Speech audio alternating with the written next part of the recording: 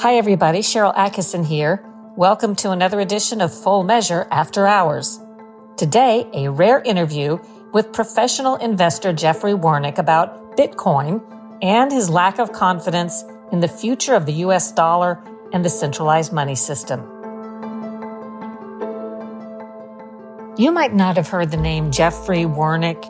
He's pretty famous in his world, but he just doesn't do many interviews. I'm lucky he agreed to do a second interview with me for Full Measure. The first was about 4 to 5 years ago when I was trying to better understand and explain Bitcoin. Wernick, who foresaw success and invested early in Uber and Airbnb, now says he's devoted his life to ethical investments, encouraging freedom, not censorship, and decentralization, which means Bitcoin. On Sunday, February 23rd on Full Measure, I'll have the interview with Jeffrey Wernick, but you get to hear the whole thing today in this podcast. And as you'll hear, he talks about a lot more than just Bitcoin because actually his thoughts on Bitcoin relate to a much more global view of the US dollar, centralized monetary systems, and the economy. Here's Jeffrey Wernick.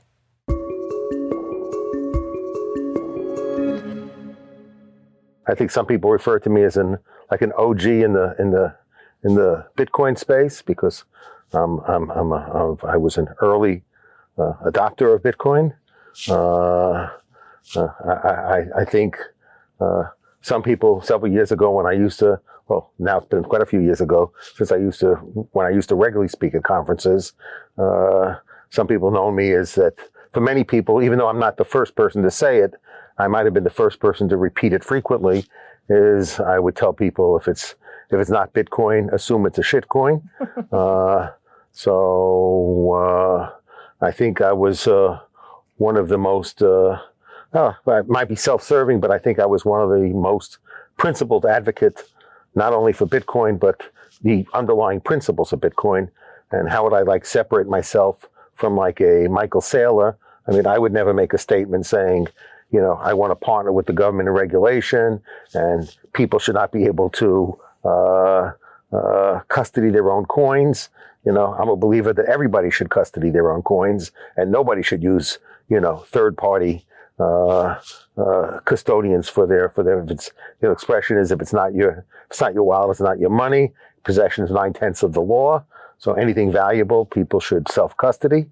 And I'm an advocate for all the other underlying principles of Bitcoin, which means I like decentralization. I'm an actual opponent of anything that's centralized. I think everything should be permissionless. So I want to live in a permissionless world. I want to live in a decentralized world where there are no authorities. And to the extent that we deem somebody authority, we've done it because we've chosen to. And that person, we only is authority based upon, mutual agreement, and explicit consent. I believe in censorship resistant. So, hence the fact that, I gave money to Paula, hence the fact I gave money to Gab, hence the fact that I've given money to BitChute. So basically, I think probably, again, without being self-serving, I'm probably the most principled investor with respect to free speech because I don't embrace any form of content moderation. I don't embrace any form of shadow banning. I don't embrace any form of throttling, and if people find, speech offensive, they shouldn't listen. So, we have a First Amendment not to protect the speech we like, but to give as much protection to the speech we don't like as speech we like. And that's an unpopular position. It's a position that gets you punished in the marketplace because you get advertisers who don't like to be affiliated with platforms that actually like free speech. I would never say something like freedom of speech, but not freedom of reach. So I think I'm how I'd like people to know me is someone who's a very principled investor who has certain deeply felt values, passionate and deeply felt, and I put my money where my mouth is. If I remember correctly, you were an early investor in Uber or something like Uber? Yes, but I don't, those are centralized things. I don't really like to talk about Airbnb? I don't really like those platforms. Okay. So I don't like those platforms. But you made some money on them. Yeah, I've made money on a lot of stuff. Okay. So we're here. I think there was a point in my life where I liked to trade just for the pleasure of trading. Then at a point in life, and I think maybe I was influenced by a lot of friends, who said that, I shouldn't opt out of society, because for many years that was my decision, basically to opt out. I wanted to be private and I wanted to be anonymous. So I think a lot of my friends had pointed out to me that I have firmly held views, but I'm not willing to fight for any of my views. So I think as I got older, I decided to focus my effort and energy in fighting for things that I strongly believe in. So while then I liked to be anonymous, now I don't want to be a public figure, but I want to put effort into things. I don't want to just figure out how I can create my own world independent of everyone else's world, and know, I got a few bucks and I could live my life and I can't have any third party damage me, that maybe I have some responsibility to make the world a better place. And, and my way of doing that, is advocating for freedom. And I think the type of freedom that, Thomas Jefferson, who's my, favorite founder, would appreciate. So let's see. I just was 69, so I don't know how many more productive years I have left. You have a lot. But whatever productive years I have will be for advocating for, decentralized platforms that advance liberty and freedom. I hope I don't lose money on it, but my main goal is not making money, even though I want to make money, to the sense that if I don't make money, I haven't succeeded. So, but I want, succeeding at this, even when I first invested in Parler, I had told the founder of Parler, that I'm investing in a movement, not a business. So, and I've said the same thing to, I said to the founder of Gab and to BitChute also, that I'm investing in a movement and I want the movement to succeed. So, the financial returns are secondary to me. The principal thing is I want us to remind the people of, our foundational principles, because whatever other people think about what made America great, for me, my opinion, what made America great, what made America exceptional is not government, is the people, and the people uninhibited, by an interventionist, activist, government, parasitic government. And I don't think, if even Alexander Hamilton, he woke up today and saw that, government spending represented directly over 40% of GDP. And then if you take a look at all the rules and regulations and things you need to permission for, basically free market capitalism is available to people like Elon Musk and no one else, because everybody else is in the world that they need to ask permission for everything. So that's not really free market capitalism. So we have capitalism for the few, not for the many, not for everyone. So, and the founding was capitalism for everyone. And when you need to ask, when you have to ask permission, and it costs a lot of money to ask permission, because most of these businesses, you got to hire lawyers, you have to show certain capital requirements, you got to go to a Wall Street firm or something to raise money, you have all these rules, that basically are all these barriers to entry, and in a free society should eliminate all the barriers to entry. So instead the government keeps erecting, more and more barriers to entry. So I think that they would wake up appalled to see, as Franklin, famously said, it's a republic if you can keep it. We haven't kept it, and I'm going to keep reminding people we haven't kept it, but it's never too late to start moving back to be, a constitutional republic and embrace the principles that the founders espoused. And that's where American exceptionalism came from, in my opinion. We're here primarily to talk about Bitcoin, because you're really good at talking about Bitcoin. But keep in mind that most people watching this are like me. As much as I've read up on it and tried to understand it, a lot of it's still very much of a puzzle. So try to speak, if you can, in simple terms about it. Okay. But since you are interested in ethical investments today, in a nutshell, why do you think Bitcoin is an ethical investment? I think Bitcoin is the most ethical investment, and I think it's the most ethical investment for first a lot of the principles that I just spoke about. I think Bitcoin is ethical in the sense it has a well-defined rules, and those rules are immutable. So you can't buy influence. So what could be more ethical than a protocol, that an uncorruptible protocol? What could be more ethical than that? So the ledger never lies, okay? Whatever the ledger records, whatever the ledger reports is always the truth. So here you have a ledger that only records the truth. A lie does not exist in the Bitcoin ecosystem. Inside the ledger, there's no such thing as a lie. The protocol prohibits lying, okay? And people trust the protocol to keep lying out of the protocol through the process under which a Bitcoin is created. So it's a completely honest ledger, and nobody doubts the integrity of that ledger. You don't need to hire third-party auditors to validate that ledger. You have third parties trying to track who's transacting on that ledger because people want to try and find people's identity related to their engagement in the platform. The ledger doesn't offer that information, but third parties go hunt for it.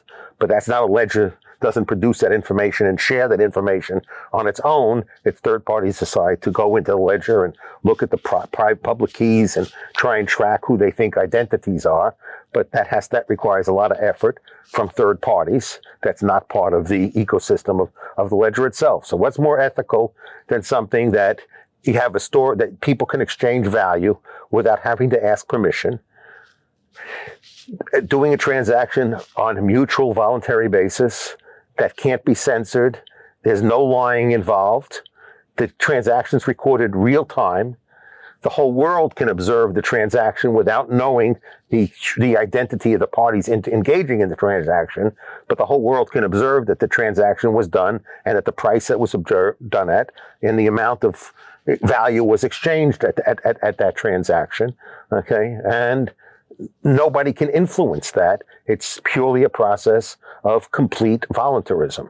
So what could be more ethical than two mutually consenting parties agreeing to do a transaction and leaving a public record of that transaction and knowing that public record is an honest, truthful recognition of that transaction? What could be more ethical than that? We first spoke about Bitcoin some years ago. Uh-huh. A few years ago, maybe 6 or 4 7. years ago. 4? I feel like it was longer than that. What's changed on the Bitcoin landscape in that period of time? Anything unexpected happened that you didn't predict, or did things come true that you thought might? I think most of what I predicted, I think has come. My fear on what would happen to the Bitcoin ecosystem is that the people who would begin to have, early on in Bitcoin, you had people like this guy. I might be mispronouncing his name, Andreas Antonopoulos, something. Sorry, Andreas, for mispronouncing your name. But these were people who gave lectures. They put them on the YouTube. They went around to small audiences, and they gave deeply philosophical lectures on what the nature of Bitcoin is. And so the early Bitcoin community got attracted by lectures like people like Andreas, some listening to me. I think Andreas had larger audiences than me. But there were people who really believed in the values of Bitcoin, not just as a speculative investment, not as it is a speculative asset. So something more than just a way of accumulating wealth. So now who are the influential people, or the Michael Saylors of the world, who want to custody your Bitcoin? They want to buy it on your behalf. They want to convert it into a financial instrument. And so they want to cooperate with government. So the only value of Bitcoin they really embrace is its scarcity value, and how that scarcity value could make it as an attractive investment. That's the only attribute they care about Bitcoin. And my concern was that Wall Street would take over the Bitcoin space, and they would then promote the type of values that Saylor has promoted. That was always my concern, and I think I've been correct in that concern. So how it's evolved has not been a surprise to me. It's been a disappointment to me, but not an unexpected disappointment to me. What's happened to the value of a Bitcoin in the past 4 years? I think when you and I talked, Bitcoin was I guess about 10% of the price it is today. So Bitcoin has gone up tremendously in value, and I think it's gone up tremendously in values for I think the reasons I articulated back then is the fact is that the world is fiscally irresponsible, that all fiat money regimes end up dying, and they usually get replaced by the best form of money at that point in time. That best form of money used to be gold, and Bitcoin has, in my opinion, attributes much better than gold. I was a gold person years ago. So before I was a Bitcoin person, I was a gold person. But once I got exposed to the white paper, I no longer was a gold person. I immediately saw why, in my opinion, Bitcoin was far superior to gold, and I think it's far superior to gold. That I became from a gold person to a Bitcoin person.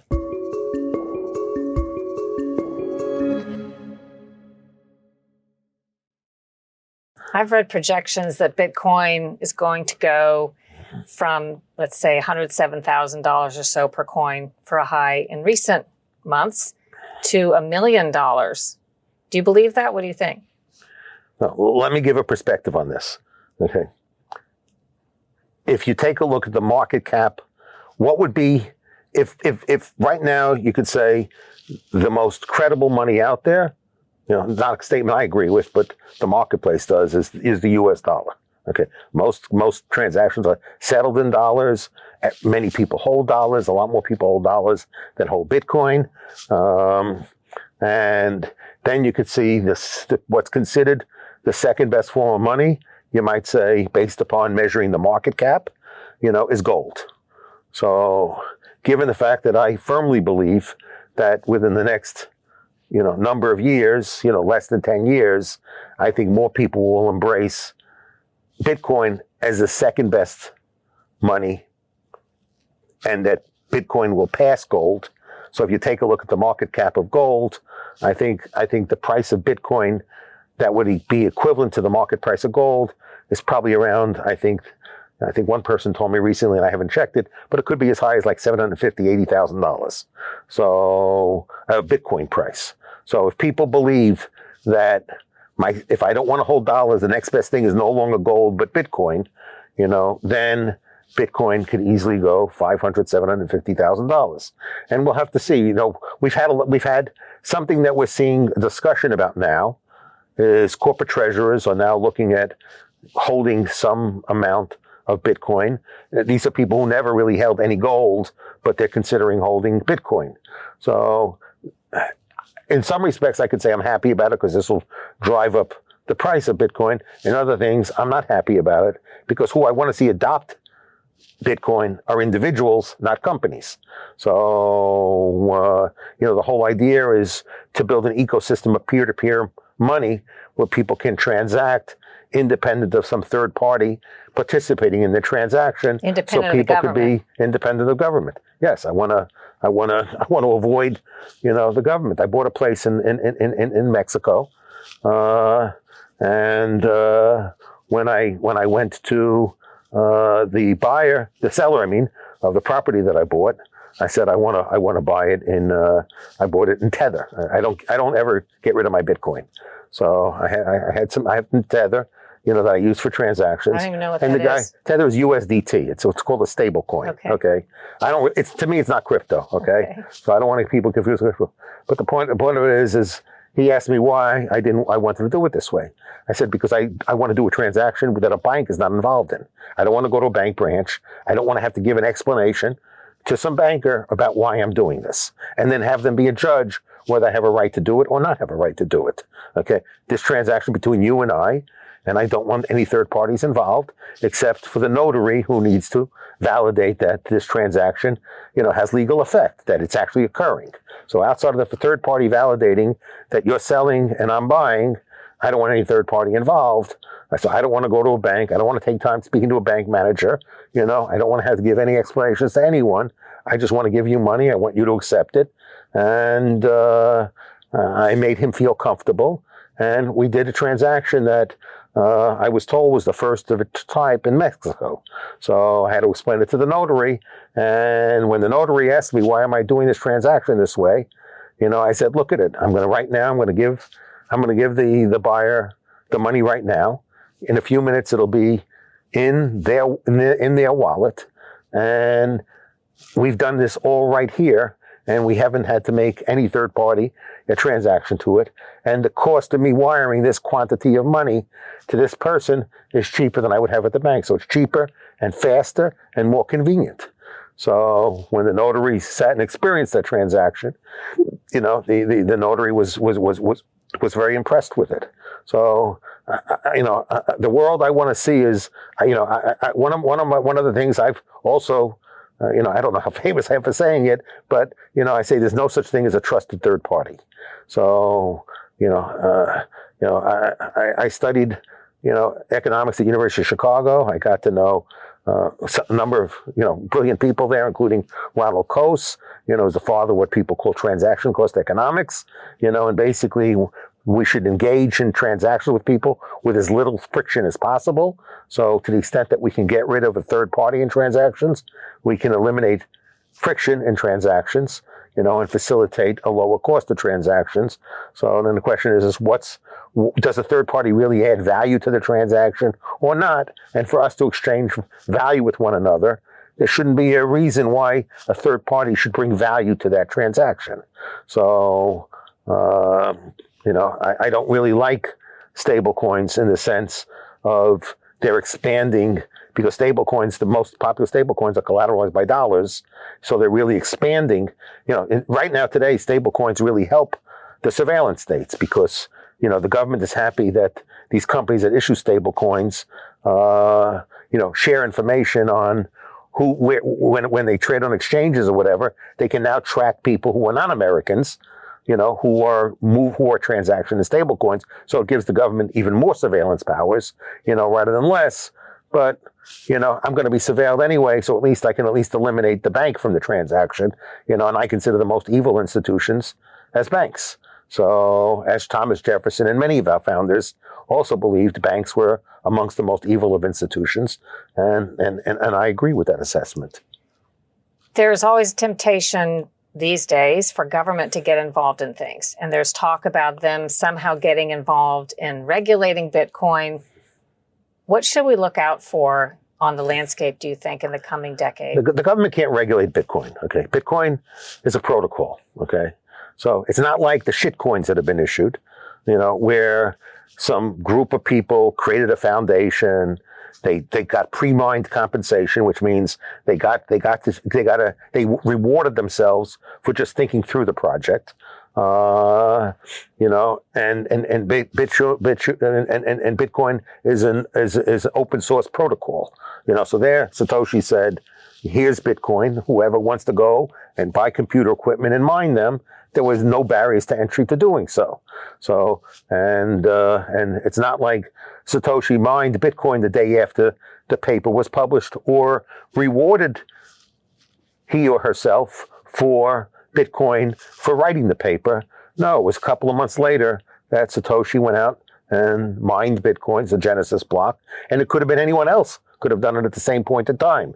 So Satoshi had no comparative advantage, no special privileges associated with it, and Satoshi had to work as hard as anybody else to get a Bitcoin. So no privileges, no preferences, no control rights, no governance rights, okay, which is different than, all these other shitcoins who wrote a paper, said, I'm going to build this, I'm going to reward myself with a lot of tokens, you're going to give me money to build it. You're not going to ask any questions. You have no real role in the governance. You're just going to give me the money and trust it. Maybe I'll build it. Maybe I won't. My incentive is that to build it is that I get all these tokens. If I did so, to me, those are securities. So they've issued securities, and all securities are regulated. So to the extent that any securities are regulated, they can't be censorship resistant, and they can't be permissionless, because the act of creating a security requires permission. and it requires the maintenance of that permission. So if maybe some party that engages in a transaction, is somebody the U.S. government doesn't like, and you're a security, and the government says reverse that transaction, or we're going to delist you as a security, you'll delist it. So if the government says, I want you to share information, you'll share it. With Bitcoin, there's no one to ask. There's no controlling authority. So there's nobody for the government to subpoena, not because we don't know Satoshi exists. Even if Satoshi exists, Satoshi doesn't have that knowledge. Even if Satoshi existed, Satoshi just doesn't have the, so you can subpoena Satoshi and say, tell me what you know, but ultimately it's a decentralized protocol, and Satoshi has no privileged knowledge over anyone else over the process of how that block got created. So when the government talks about looking at regulations for electronic currency, are you saying they don't understand they can't regulate Bitcoin, or they will be carving Bitcoin out of the equation? I think when they take a look at e-currency, I remember when there was a debate when the government was taking a look at would Bitcoin be considered a currency, or would Bitcoin be considered, some sort of asset, like an intangible asset. And a lot of people were disappointed when Bitcoin was not considered a currency. I was happy Bitcoin was not considered a currency, because it would not be regulated by the OCC. So the production of Bitcoins would not be regulated, but the distribution of Bitcoins could then be regulated. So they could basically require people to acquire Bitcoin through regulated entities. So that's the risk to me. The risk to me in the U.S. at least, and maybe other parts of the world, is that people will say, if like the Biden administration already tried, is, you can own Bitcoin, but you have to have a third-party wallet. They could consider U.S. miners as financial intermediaries and regulate U.S. miners. So that's the regulatory. For people to think there's no regulatory threats, there are regulatory threats. But the regulatory threat is not to Bitcoin in and of itself. It's to those who make part of the ecosystem, how they could regulate them. So they could regulate miners by defining miners as financial intermediaries and bring them under the control of OCC or some other entity, or they could create some new entity to do that, and they could regulate who's permitted to, that you're not allowed to self-custody. So therefore they can track all the movement. So, is there a risk that's going to happen, you think? I think there's a great risk that's going to happen. What about under President Trump, who has expressed some support, I guess, just in concept for Bitcoin, but does that mean potentially less threat of regulation or not? I think right now, the more the market cap of Bitcoin grows, the more threat there is to the dollar as the reserve currency of the world, the more likely that the U.S. government will take action and hostile action against it. If you take a look at, I read yesterday or today in the newspaper, that Trump has repeated this threat several times about the BRIC nations, not having them develop a parallel monetary system and settlement system, that they have to commit to keeping the dollar as this international settlement for systems, or else he will, he says he wants to be known as Tariff Man. So something like that. So Trump understands for his point of view, the importance of preserving what I describe as dollar hegemony. Okay. Actually, there was references even made in previous regimes, and even Kerry, I don't remember which Democrats also said, is we have to be careful about all these sanctions of countries, because if we sanction too many countries, then they're going to create a parallel currency, and we will lose the tool of dollar hegemony. And basically, as we see in our foreign policy, we use dollar hegemony very aggressively. Economic sanctions is an important part. Our control of SWIFT, the international payment systems, is crucial to our ability to inflict economic hardship on countries we want to inflict hardship on them. It's a form of hegemony. For me, it's an act of war. So to me, it's a violent act of war. I think anyone who had their property taken away from them or deprived of use of their property would consider that a very hostile act. If the government were to take a hostile act, as you say, against Bitcoin, would that impact people who have Bitcoin in terms of make the value of their Bitcoin fall? I think hostile actions are actions that occurred from a sense of weakness, not of strength. I generally think a bully is a coward. Okay, so somebody who engages in bully tactics, it's an exposure of their weakness, not the strength. So for me, if the more hostile the government gets against Bitcoin, for those that would be panic selling, I'd be buying, and I think that would just give me an opportunity of making a lot more money off of Bitcoin, because I think ultimately the attributes of Bitcoin will win. So do I think that the government can sustain this hostile attacks against Bitcoin? Can they preserve dollar hegemony? No, I don't think dollar hegemony will be able to preserve. I think we could buy time. So the U.S. can buy time, but ultimately, unless the U.S. embraces monetary or fiscal responsibility, the dollar will collapse and something will replace it. And, more and more people will like Bitcoin.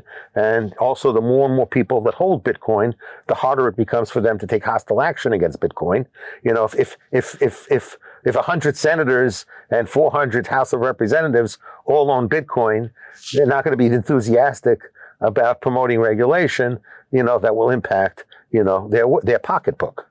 So to the extent that part of the hedge against, the government being too aggressive against it is that many people in Congress do recognize the fragility of the dollar, and the appeal of, many of them won't say it publicly, but most of these people who own, Bitcoin in Congress are buying it as a hedge against fiscal irresponsibility of the U.S. government, and them understanding that our deficits are unsustainable, that politically they can't do anything about it, so personally they can hedge it by owning some Bitcoin. Some members of Congress who have Bitcoin? I don't want to give names to people, but yes, I know. You don't have to give names, but... Yes. Okay. Yeah, some people have contacted me, with advice. So yeah, I know a number of people that own Bitcoin. Lastly, for ordinary Americans who still don't know much about this universe, what would you advise them if they were saying, "What do you think I ought to do?" Well, last time you asked me this question, I answered, I think Bitcoin, people should always expect Bitcoin will be highly volatile. So one is first is no one should invest in money they can't afford to lose. Somebody else has to determine their own preferences for risk, and own tolerance for risk. So if they feel compelled to look at the price every day, and then when they see a 10%, 20% move, if that's going to give them a heart attack, then they shouldn't own it. But as long as they feel that they have the stomach for some level of risk, can absorb, some losses, and just can be patient and know that over time they will be more than fairly compensated for that risk. Everybody should own, some Bitcoin. Bitcoin is the best hedge against the collapse of the fiat money regime. People should view the collapse of the fiat money regime as a likely outcome sometime in the future, without me being able to predict exactly when, because the level of debt the world has produced and the ability to service that debt just doesn't exist. The math doesn't intersect, and something's going to happen, and it's, not going to be very good.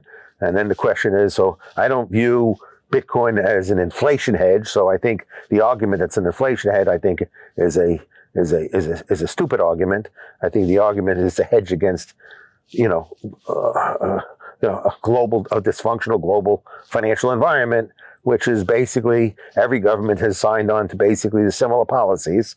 Is borrow and spend, borrow and spend, borrow and spend, borrow and spend, borrow more and spend, borrow even more and spend, and borrow even more and spend. So, even Trump, which on the one hand, you notice there's no talk about cutting $2 trillion out of the budget this year. Musk mentioned it. He and Vivek went around. We're going to cut $2 trillion. Vivek doesn't exist anymore in Doge, and Musk is not talking about $2 trillion anymore. And Trump asked that during the duration of his presidency, there be no debt ceiling. So, desiring to eliminate the debt ceiling is not an indication that I'm going to cut government spending and I'm going to cut the deficit. It's a recognition that I'm likely to increase the debt, And I don't want to have a leverage in me reducing spending by the fact that somebody could use the debt ceiling against me to cut spending and to cut the deficit in a way I don't want to cut it. So to me, that's signaling that the government is saying is we value the right to spend a lot more money very, very highly. So that's what the government does. That's what all the governments do. There's a limit to how much the U.S. can tax people, tariff people, embrace surveillance and all the other tactics used to exercise dollar hegemony. For the British kingdom thought they would, what they say? The sun never sets on the British kingdom. That's what they used to say, something like that, and the British economy started collapsing around the time of World War One. But the pound sterling remained the standard until World War II. So we were in a pound sterling standard up until, people think maybe the dollar standard was the global standard for a long period of time. No, this is a product of Bretton Woods, that was post World War II. Prior to that, we were on a sterling standard, and the UK economy was a basket case for 30, 35 years before the sterling had collapsed as the global currency. So, and British never thought that they always thought that forever they'd be on the pound sterling would be, as good as gold. It was the reserve currency of the world. So people, have a lot of hubris, and Americans think we'll always be the greatest and we'll always be the best. And, the dollar will always be the standard. We can always apply, dollar hegemony. And I'm sure the Ottomans thought the same thing, and the Greeks thought the same thing, and the Romans thought the same things. All these great civilizations thought that they were going to be permanent, and none of them have been permanent. And, it's the hubris that we get and the lack of appreciation for how we got there that ends up being the downfall of everyone. And ultimately, it begins with the debasement of money. That's the beginning of the end. So we're at the beginning of the end. I think the last token, the last money, the last coin standing, will be Bitcoin, and it'll be worth significantly more. And unwinding this system will be more difficult now than it was in the past because it's so highly leveraged. It's so highly leveraged through intermediaries that are all guaranteed by the government. So, if the system collapses, nobody's priced in the value of the government guarantees to the financial system. So we have the amount of debt that the government has been issued. We have the unfunded liabilities of Social Security, and Medicare. But now you have to add to that, if we have a collapse of the fiat money system, what is the value of the guarantees that the government has to have regarding deposit insurance? So the question is, one is, what do I have to pay off if I only pay off insured depositors? And how many losses will there be in the system if I don't pay off uninsured depositors? So nobody's giving consideration to the fiscal financial costs of the U.S., of that outcome as well. So what will that drive people to do? Maybe people have limited access. Everything about the Depression, right? People had limited access to their money. So it happened once. People think this can't happen in this country. When it has happened. The U.S. has had times where banks had holidays where you couldn't get, your demand deposit does not entitle you to demand whenever you want it. It entitles you to demand within a 30-day period of time, but the bank has a right to not give you the money when you demand it. It's already in the contract of a demand deposit. So, and the U.S. has defaulted on its debt before, and it was one of the issues that Roosevelt threatened the Supreme Court to stack the court, is when he wanted to renounce gold clauses in contracts. So when people had the option of taking, dollars or gold, when the gold was at a premium to the dollar, that's when Roosevelt said, well, we don't want to honor, we don't want to get rid of our gold, and we don't want to pay at the gold value. So we just want to pay at the dollar value. So that represents a haircut of about 25%. So people took a 25% haircut. I would consider that a debt default. I think most people who had two alternative payments, getting $100 in gold or $80 in cash, would view that as a default. So we've defaulted on our debt. We've confiscated gold. We've done all these things in the financial crisis, and we tend to give the president extraordinary powers to do extraordinary things at this point in time. And we should expect that when we have crises, that's what they'll do. So I think the only protection we have is what's ours. And right now, and this could change, owning Bitcoin has no reporting obligations until you move it. Okay. So if I buy Bitcoin, I don't have to report it. Okay. If I hold it, I don't have to report it. If I transfer from one wallet to another, all under my custody, I don't have to report it. The day I transfer to a third party and I get some other form of compensation, then I have to report the capital gain associated with it. But as long as I buy and hold, which is what most, quote, whales do with Bitcoin, they buy and hold this, currently there is no reporting obligation. And if the government imposes a reporting obligation, when China what happened in China when China's government decided to make it more difficult for miners? People left China. So I assume that the type of people that own a lot of Bitcoin, if the government becomes too restrictive, they'll move out of the United States. The mining will move out of the United States, and the owners will move out of the United States. And there'll be other countries that are hostile to the United States or neutral to the United States, or don't dislike the United States, but don't like dollar hegemony, that'll sit back and say, we welcome you. So there'll be a place that'll welcome them. And as long as there's a place for welcome them, the personality of a Bitcoiner is, a true Bitcoiner is kind of nomadic in nature. So, if you ask like the founders, like Ben Franklin or people like that, they would say the country they resided in was liberty. So for them, in my opinion, the U.S. was an idea, okay? And the country and where they wanted to reside was inside the context of that idea. And that's how I see myself as well. I love ideas. So I want to my residents are my ideas, okay? Wherever I'm geographically located is indifferent to me. My loyalty to my ideas. So I don't like to be disloyal, but my prime loyalty are to my ideas and my ideals. And I could be anywhere.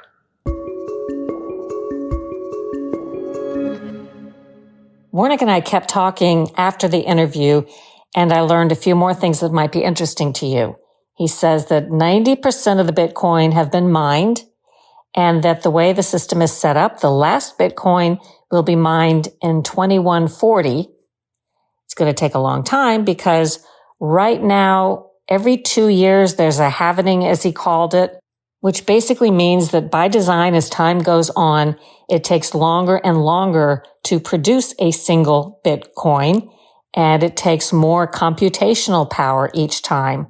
That's what he says keeps the ecosystem secure, the computing power to produce a Bitcoin. I mean, this is hard for me to understand, let alone explain if I don't understand it really well, but it was sort of an ingenious design by the person or entities who set this whole thing up. I mean, back when it first started, an individual with a computer at home, is my understanding, could mine or create a Bitcoin. And the reward for taking part in that process, the way everything's set up, is the person, if they manage to solve the algorithm or the mathematical problem correctly and create a Bitcoin, the process also results in validating transactions in a blockchain technological way. And the person who accomplishes it is rewarded by being rewarded with a Bitcoin.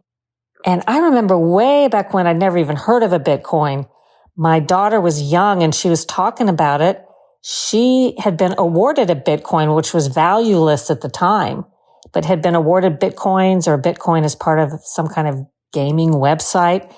And I kind of scoffed at it. She tried to explain it to me, and she was actually trying to get on the computer and solve algorithms and take part in that process. Of course, years later, I'm like, wow, she knew what she was doing. And one of the scary things to me about Bitcoin is if you keep it on what's called a wallet, like on your computer, but you lose that computer or the key code that gives you access to that wallet, which is stored on the computer, then you lose your Bitcoin and all your money if that's how you've stored it. Sure enough, a few years ago, my daughter was asking where all our old computers were because she remembered that she had a Bitcoin or Bitcoins that had been valueless at the time stored somewhere on some old computer, which of course she could never find. It's like having those old comic books in perfect condition and that hearing years later they're worth like $100,000 or something, but you can't find them.